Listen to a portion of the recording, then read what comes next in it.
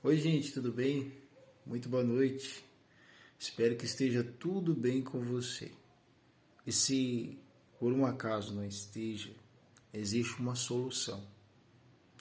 Existe uma saída. Ou seja, o Senhor Jesus, a luz que veio ao mundo, ele diz assim: Eu sou a verdade, o caminho e a vida. Ninguém vem ao Pai senão por mim.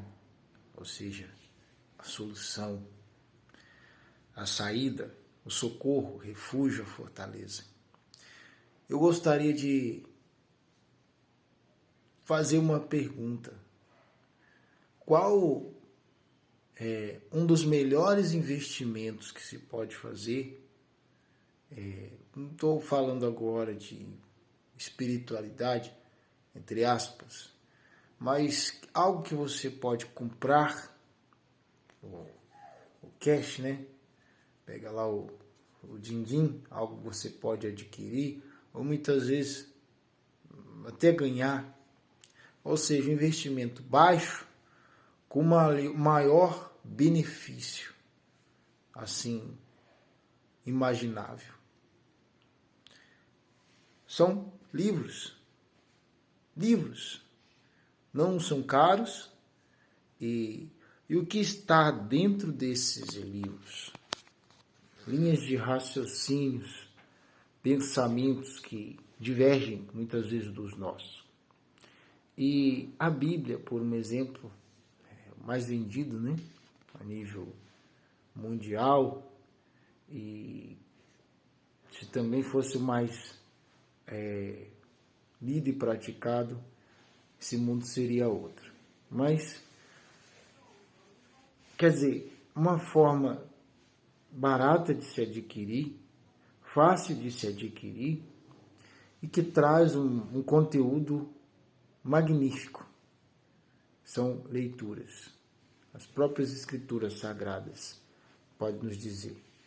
Mas, por um exemplo, com uma leitura simples, você reserva um momento na tua casa para você meditar na palavra, ler um bom livro. O que você está a trabalhar? Você está a trabalhar logo na sua mente, nos seus pensamentos. A Bíblia diz assim: pensai nas coisas que são do alto e não nas que são da terra. Quer dizer, agora há pouco, agorinha, a gente veio de um lugar, uma visita, né? É muito legal e faz parte também da nossa vida abrir mão da nossa rotina e fazer visitas, ver como está o nosso próximo, né? Isso é muito bacana. E ali a gente, uma pequena observação que a gente percebeu, que se estava muito inclinado a coisas banais. Por exemplo, a palavra de Deus, a palavra que a gente usou, diz assim: onde houver duas ou três, né, mais pessoas reunidas no nome do Senhor Jesus, ele se faz presente, o Espírito dele se faz presente. E todo mundo fala amém, unanimemente, as pessoas falam amém, etc. Mas aí, observando, o que a gente percebe? Que ele não é invocado, em sua maioria. Não existe as pessoas ali concordemente reunidas no nome dele, na maioria dos casos. E é onde que o princípio da queda se inicia. Então, de repente, você percebe isso, que não existe. Você acha tempo para entrar em redes sociais, ver coisas aleatórias. Isso tem chegado nas casas, né, de maneira rápida. Mas se eu encontra tempo para tudo, mas não consegue se reservar um momento para a espiritualidade, para aquilo que é mais importante. E é onde a gente aproveitou e chamou a atenção para isso. Deus nos mostrou. E ali fizemos uma oração semelhante a Marta e Maria, né? Na passagem onde o Senhor Jesus na casa de Marta, Marta ali preocupada com os afazeres e ainda queria tirar a Maria, que estava ali aos pés do Senhor Jesus, para ajudá-la.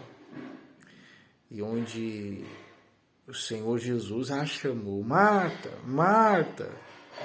Na verdade ele disse: Marta, Marta.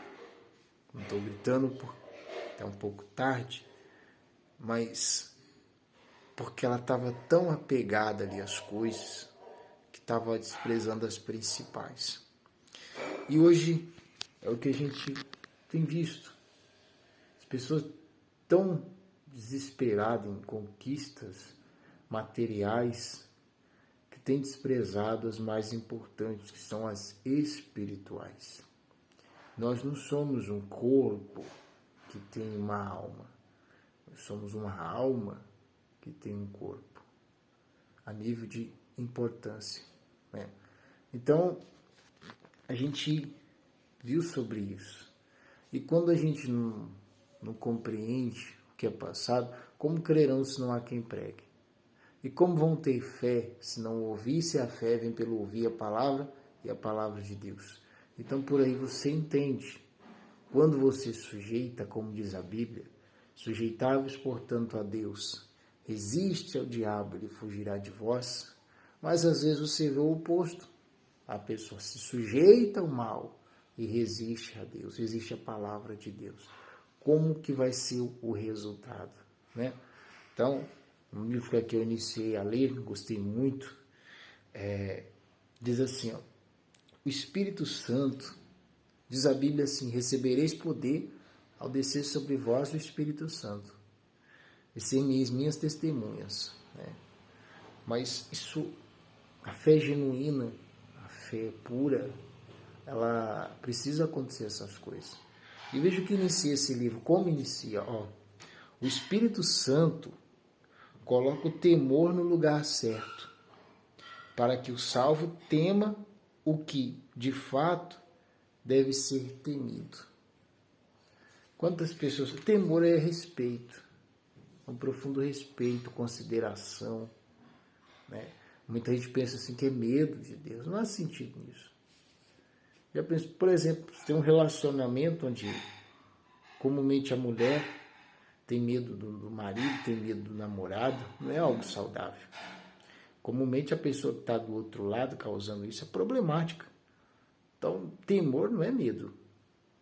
Respeito, consideração, como diz a Bíblia, se eu sou pai, onde está a minha honra? Se eu sou o Senhor, onde está o meu temor? Né? E há casos de pessoas, de repente você tem até na família, que todos acabam tirando o chapéu para aquela pessoa. Todos respeitam aquela pessoa. Todos consideram aquela pessoa. Porque ela faz por onde? Ela conquistou isso. Já viu o ditado? Que a confiança você conquista, né? O temor. Então, Deus diz isso na palavra.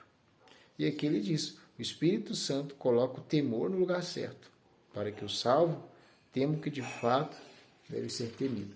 Então, tem gente que ela respeita demais, tem medo, né, uma coisa desequilibrada mesmo, outras pessoas, opinião alheia, vive em função disso, se preocupando com status e etc. Ou o próprio mal, a pessoa tem medo, né? Muitas vezes descabido, mas tem. E ela desconsidera a palavra do Altíssimo.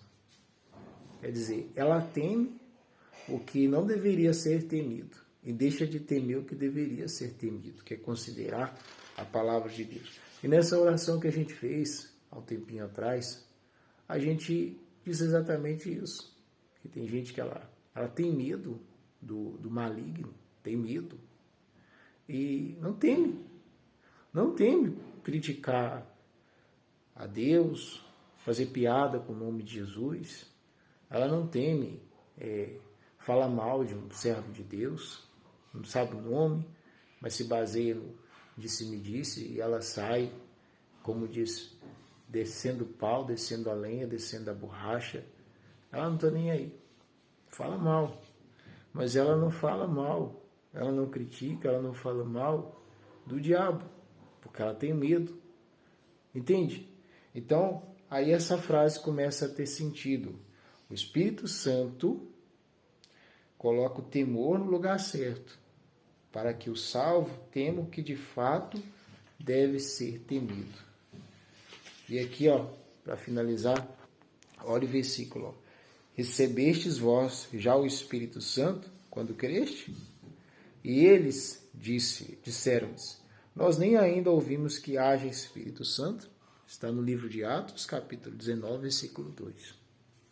E há diversas pessoas assim.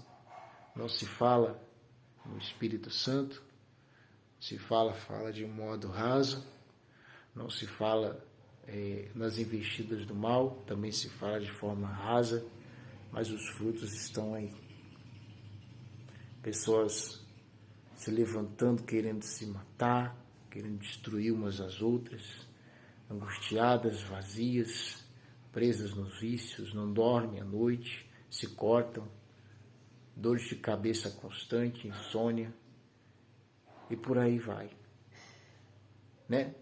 Como se defender disso? Como se guardar disso? E sobre o Espírito Santo, não é sentir, é uma mudança total e completa no ser humano. Ele deixa de ser criatura e passa a se tornar filho de Deus, tendo DNA de Deus dentro de si, que é a pessoa consegue perdoar, ela consegue amar o inimigo, orar por aquele que persegue a ela, né?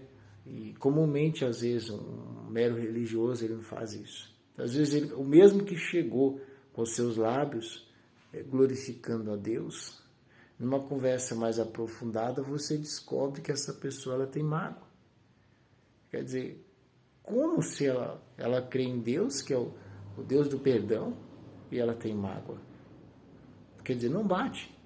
Então você vê que falar é fácil, mas a pessoa se sujeitar, ela obedecer, é onde que está toda a diferença.